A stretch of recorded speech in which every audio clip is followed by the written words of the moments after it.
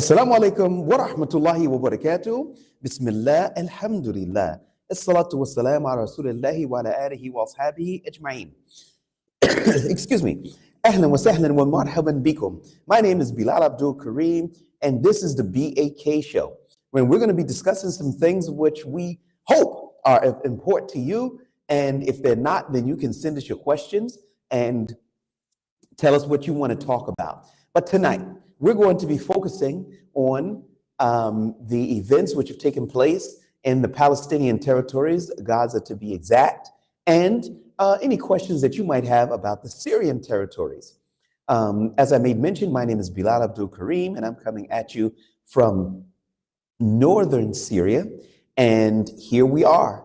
We are broadcasting on YouTube. Now, we're going to be discussing the ceasefire that just took place. Who are the winners? Who are the losers? And see if we can basically put the right spin on this whole thing, the spin which is truthful, backed up by the proofs that are on the ground. So we're going to get started here. Okay, we're going to be answering your questions, but send them in now so you can get them in. So when we go to question and answer time, we're going to be taking your questions. Okay, what took place here? Well, the official death toll was 46,700 Palestinians were killed in the 15-month-long assault on Gaza. Now, that's the first thing that we're going to talk about. Forget about 46,700 people. I mean, totally forget about that. I mean, don't even remember the number ever existed. Why? Let me explain this number to you. This merely means that the number of people which went to the hospital and they were recorded at the hospitals by the health ministry and reported, and the number reaches 46,700 people. This does not include, one, people who are still trapped under the rubble. No, the family members cannot go to the hospital, report the death without the body being brought to the hospital. So all of those thousands of people which are still trapped, their bodies still trapped under the rubble, are not counted. Two, those who were killed and their body parts were just collected. There's no accurate count when you come to a medical facility or to the health ministry and you've got a bag. How many people are in there? I don't know.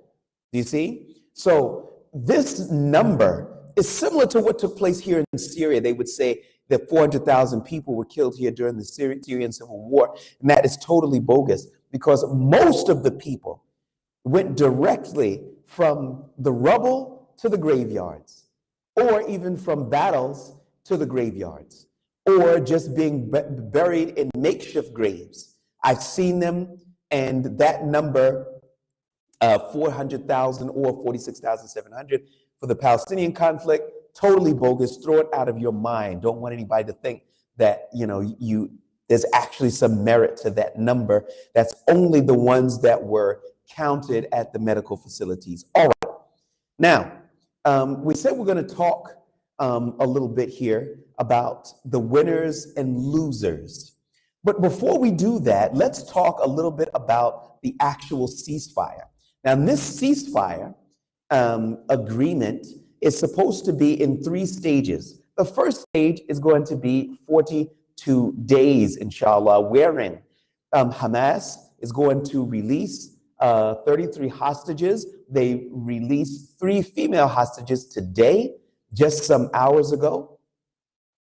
And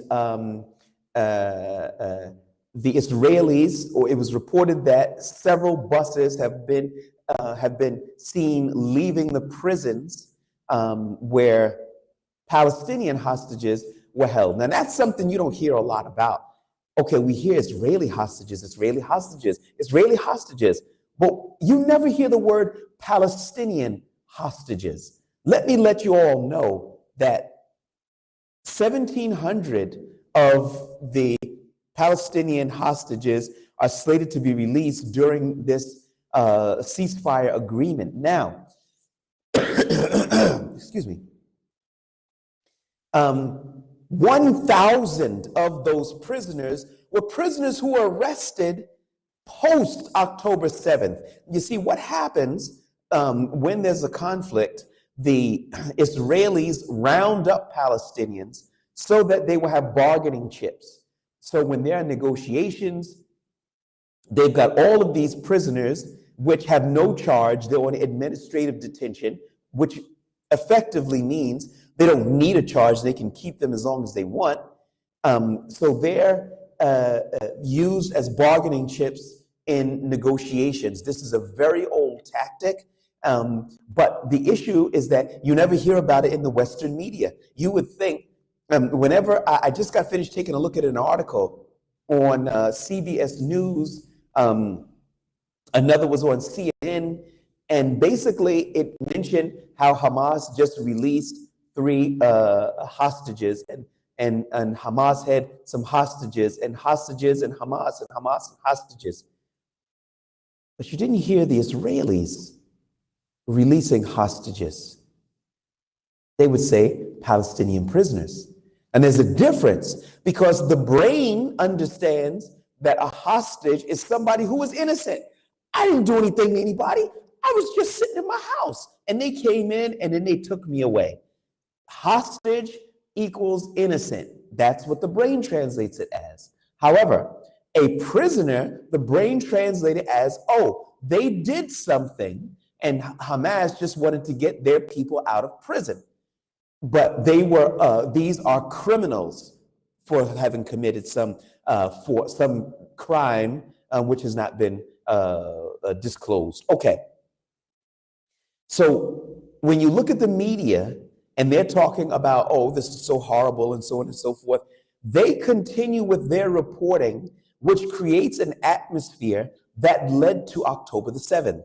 Because when there is no accountability, when the Israelis are allowed to operate with impunity, that creates that the Palestinians feel that they have no other recourse except to lash out, which is exactly what they did, number one.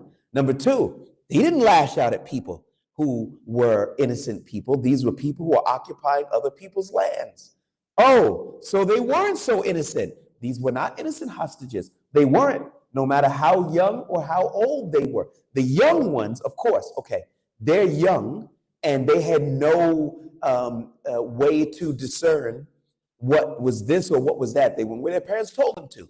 But the old ones, they knew what they were doing and they chose to do it anyway. And the others, they also knew what they were doing. And they chose to occupy other people's lands because they felt they were in a position of strength and that nobody could call them to account, but it didn't work out that way. All right, everybody. Let's take a brief, we're going to talk about the winners and losers, but we've got Mu'ayin here saying, watching from Falls Church, Virginia. Allahu Akbar. I remember that. That's Masjid, wow, I'm trying to remember the name of that masjid there. The big masjid. I forgot. Maybe you can tell me what the name of it is, because I've forgotten. And also, I'm going to need a little refresher. DT said, Assalamu alaikum, everybody. Wa alaikum salam wa rahmatullahi wa barakatuh. And we've got Nadi Abu Abdu Al-Humsi, who says, Assalamu alaikum wa rahmatullahi wa barakatuh. Hayakallah akhi Bilal. Wa alaikum assalam wa rahmatullahi wa barakatuh. Yes, it's good to have you guys here. Okay, everybody. Before we get into the questions, we're going to talk about who the winners and who the losers are. Okay, first thing is, let's talk about losers. If we look on the Israeli side, Benjamin Netanyahu's stated goals were that he was going to completely demolish and eradicate Hamas. He said that Hamas will no longer exist at the end of the war. None of these have come to pass. Images could be seen of Hamas escorting the three Israeli hostages alongside cars. Hamas is still there and is still active. So, what's more is Benjamin Netanyahu's coalition government, which relied on the participation of several different forces, and amongst them Bezalel Smotrich and Itamar Ben Gvir. They both were, we'll say, maybe more than hardliners, and they have decided to leave his coalition government. Now, in theory, they could collapse the government if Netanyahu is not able to replace them.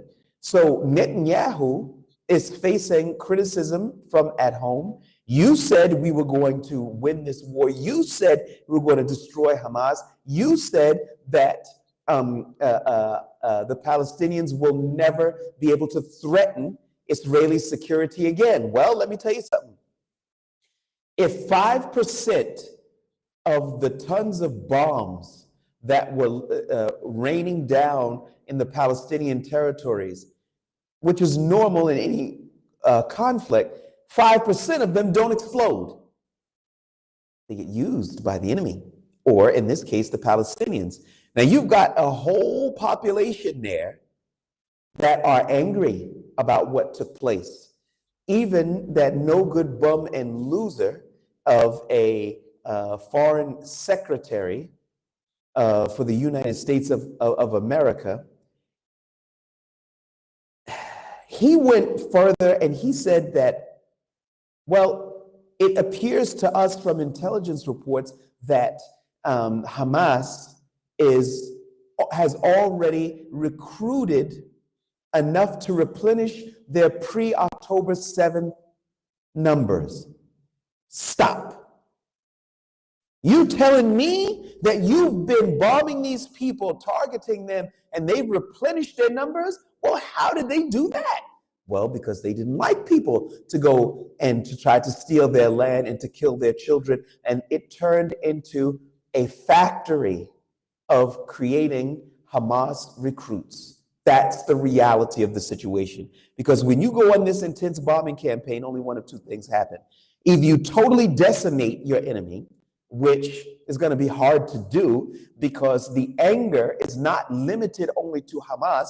It's the entire Palestinian people, because they were all trapped in that Gaza open air prison anyway. Or the second choice is that you create more enemies than you could ever fight. So he did not deliver the total victory, which was to eradicate Hamas. That didn't happen. They went further and talked about, he said that he was going to make sure that the Palestinians could never threaten Israeli security again. That didn't happen.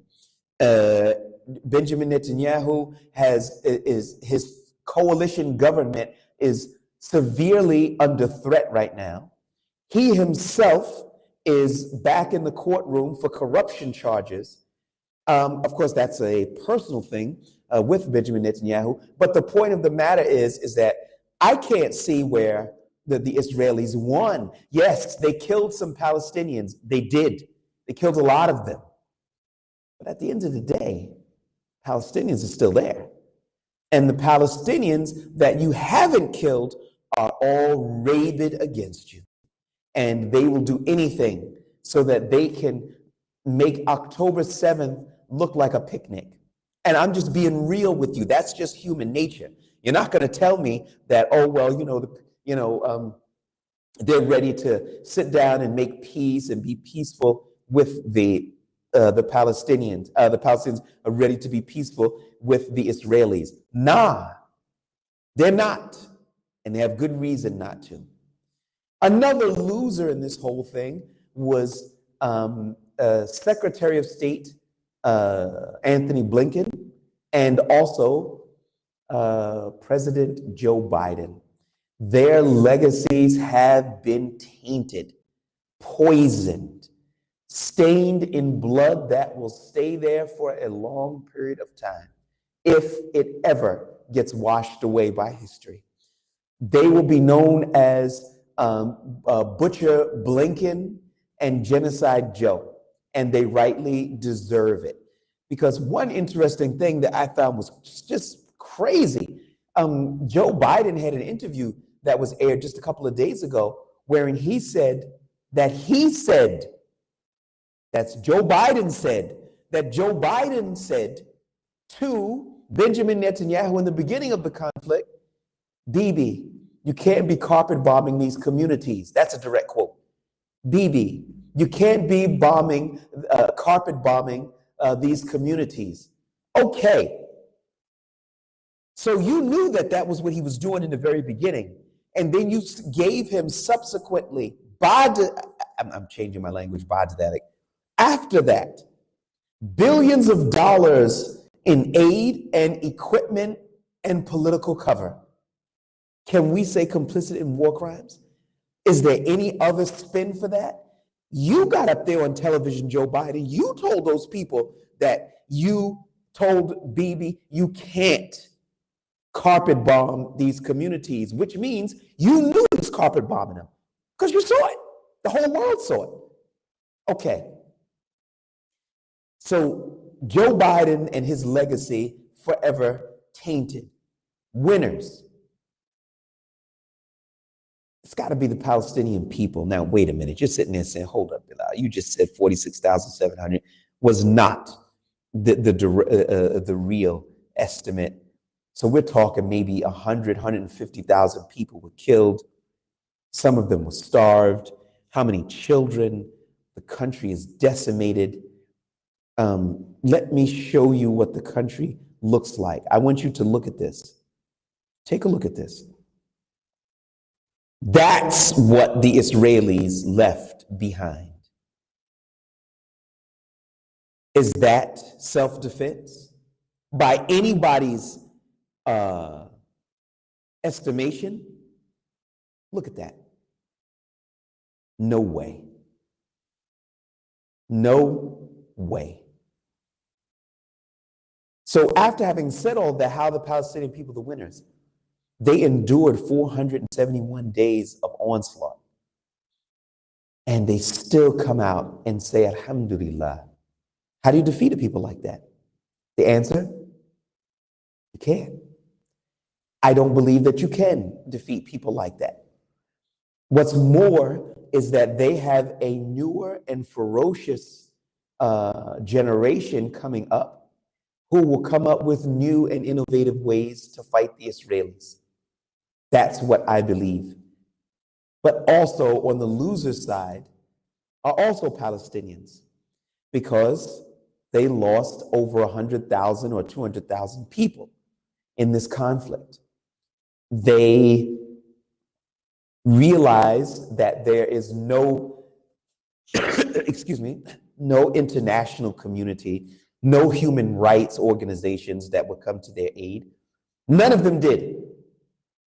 All of these Western governments and all that they've written so many letters to the UN about, and ABC 1, 2, 3, none of them showed up. Zero. So after having said all of that, we can't say that the Palestinian people are completely the winners. Yes, they did highlight this genocide and ascribe it correctly so to the Israelis, a genocide that had been taking place long before October 7th, but it wasn't publicized and advertised the way it was after October 7th. So that's got to be a win for the Palestinian people, because they made it crystal clear what the Israelis were really all about. Now, I want to say something here. After looking at the Israelis and what they've been about, they didn't start being that way at October 7th. They had always been that way. So I'd like to ask a lot of the people who called the October 7th attacks terrorist attacks, do you still believe that they were terrorist attacks? I'd like to know. All right. We're going to start taking some questions, but on the reel to reel, I am genuinely happy for this ceasefire, but let me just give it to you straight. Brothers and sisters, it ain't gonna last. And Allah knows best. Pray to Allah that it does, but Allah knows best. Listen to what Benjamin Netanyahu said in an interview that was aired on Sky News. Take a listen. Now, remember, he's speaking in Hebrew, not English. Since he was elected, Trump was completely committed to the release of the hostages. We spoke on Wednesday. He congratulated me on the agreement, and he emphasized, and rightly so, that the first stage is a temporary ceasefire. This is what he said, a temporary ceasefire. Towards the next stages of the agreement, we are holding on to some significant assets so that we can bring back all of the hostages, and in order to accomplish all the goals of the war. Both President Trump and President Biden have provided full backing to Israel's right to resume fighting, to resume combat, if Israel reaches the conclusion that the negotiations over the second stage are pointless. I truly appreciate that. I also appreciate the decision of President Trump to lift all the remaining restrictions on the providing of essential munitions and weapons to the State of Israel. If we need to resume combat, we will do so in new ways, and we will do so with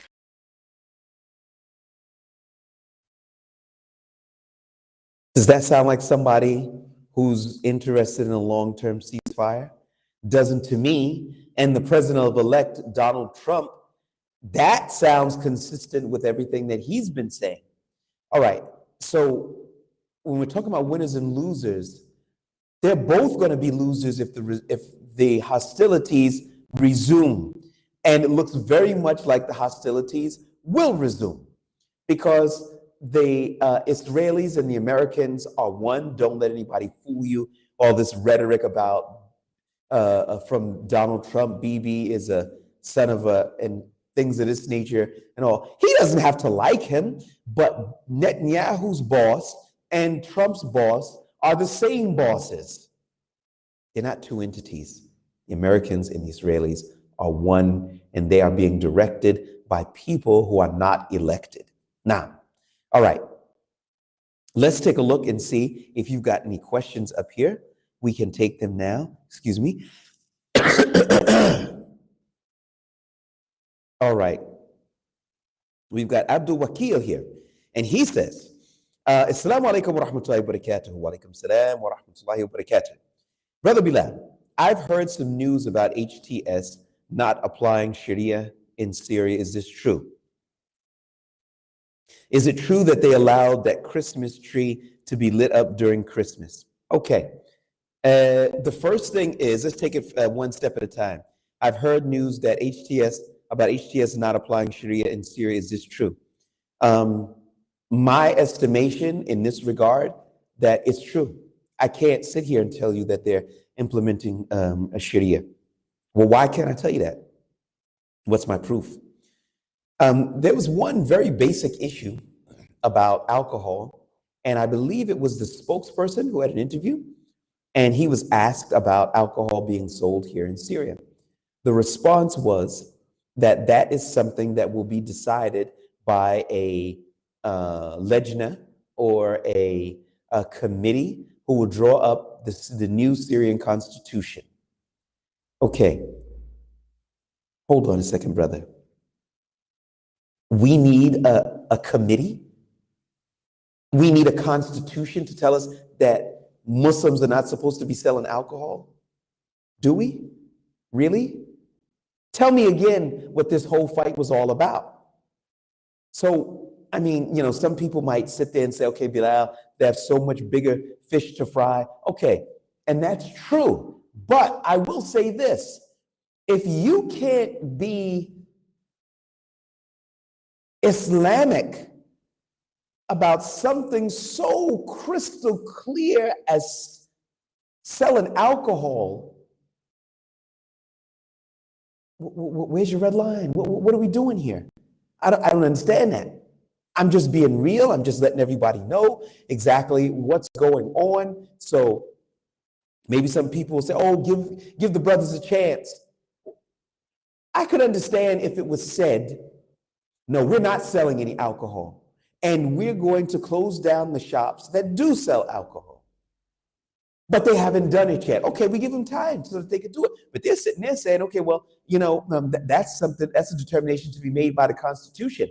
And it was stated that the Constitution is 3 years away. A lot of good young brothers lost their lives believing that they are fighting to bring Sharia. I'm not so cool with that. That doesn't sound like Sharia to me. And there are other things which are going on, but I don't want to just kind of jump on their backs for every little thing. But that's just one thing that leapt up to my mind. And there are other things, but the point of the matter is that we need the international community to help them to understand in a good way that, are we doing Sharia in Syria or not? Because we've got to keep these people honest. Let them understand that the praise that they got on December the 8th can turn into scorn and condemnation, because the brothers and sisters want to see them do the right thing. That's what I want. I want Abu Muhammad Jolani to be successful. I do. But I know that my voice alone is not enough. I know that I'm not going to stop talking. I'm not going to start lying and telling people stuff that I don't see, because so I can be a groupie for somebody. I'm not going to do that. But the reality of the situation is that I'm struggling here. I'm struggling to see the whole Sharia thing happening when there are appointments being made to the judicial system from past judges that were praising Bashar al-Assad and stuff like that, and all, which is exactly what happened, and we'll be talking about that in another episode. But it's not a perfect setup. It's a step in the right direction, but it's not a perfect setup. Is it true that they allowed that Christmas tree to be lit up during Christmas? Yes, it is true. And it was declared a holiday here in Syria. Christians probably make up around 10% or less here in Syria. Why it was declared a national holiday? Don't know. I don't know. I don't think that was the right thing to do. I'm not the president, but I don't think that was the right thing to do. This is a Muslim country, and we respect other people's religions. We do. My mother's a Christian. My sister is. I don't call them up with a face all turned upside down and everything like that. No, I still try to call them to that which is good and correct. But y'all ain't coming over to my house putting up no Christmas tree. It's a Muslim house. So, I mean, they should be permitted to have the Christmas trees in their house, but the Mujahideen took over this country. Why are we putting up Christmas trees? I don't understand it. I didn't understand it.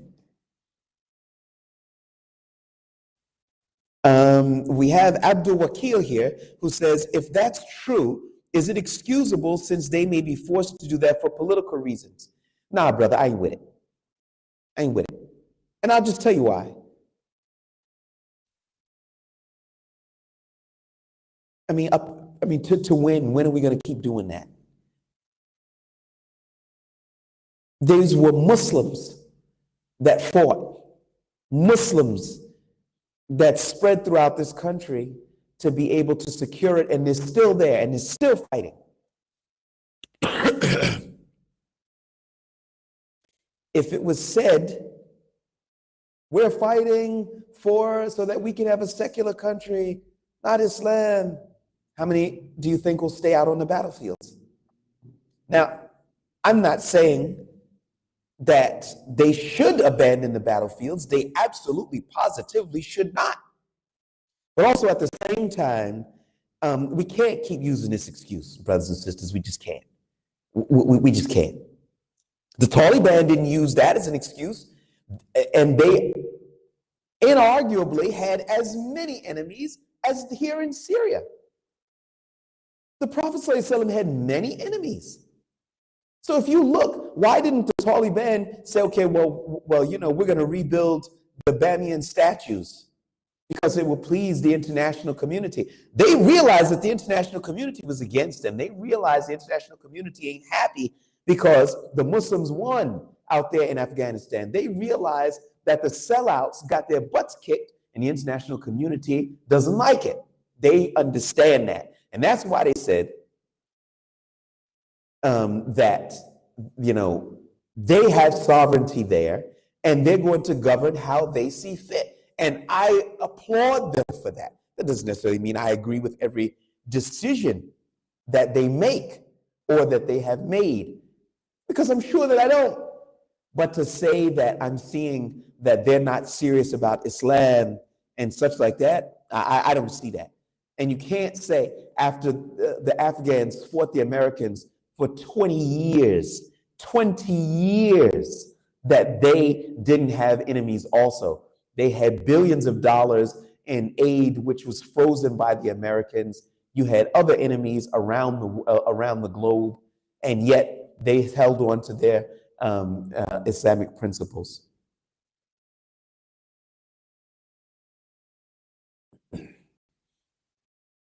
All right, we've got here, Assalamu alaikum wa rahmatullahi wa barakatuh. I don't think Jolani will last for long. Also, what do you think of those who criticize the rebels for not launching attacks on Israeli forces? All right, first issue is, do I think Jolani will last for long? I have no idea. I really couldn't tell you. Nobody predicted that we would even all be in this situation, which shows you how unpredictable things are. So I couldn't tell you. Your guess is as good as mine. What do we think of those who criticize rebels for not launching attacks on Israeli forces?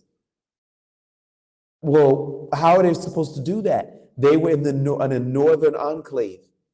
How were they supposed to attack Israeli forces?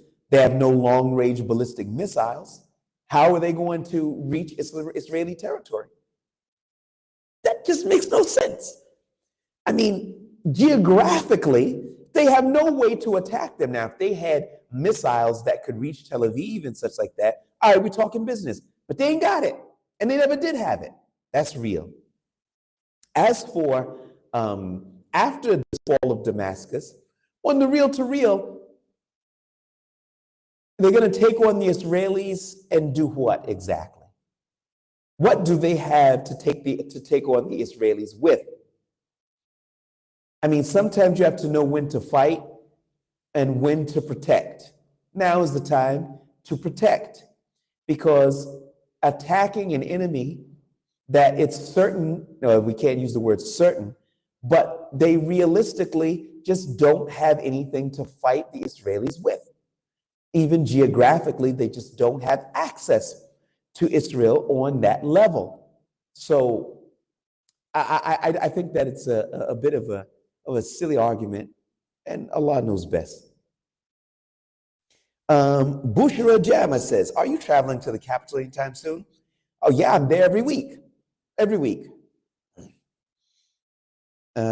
Next up, Abdul Wakil, Jazakallah khair, Brother Bilal, may Allah raise your rank in Jannah. Ameen, ameen.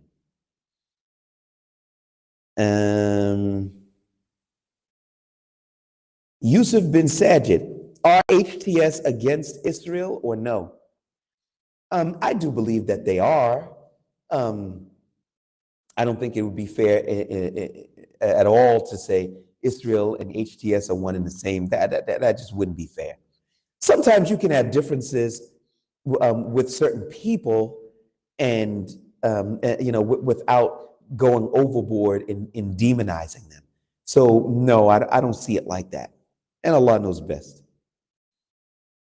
Now Muhammad 3198 Dennick said, I agree with your response regarding the second question heartedly, but I felt your response was important for the people. Yeah, everybody's got to stay engaged. Brothers and sisters, you got to stay engaged. If you don't stay engaged, then this thing is going to go south. Wallahi, I'm going to tell it to you. We absolutely need for the Muslims around the world to stay engaged, find out what's going on, make your voices heard online or in other ways, do the best you can to make sure that the Syrian civil war turns into the Islamic project that was envisioned years ago. All right, brothers and sisters, we're going to call it even here. I am your host, Bilal Abdul Kareem, for the BAK Show. Jazakumullah khair. Assalamu alaikum.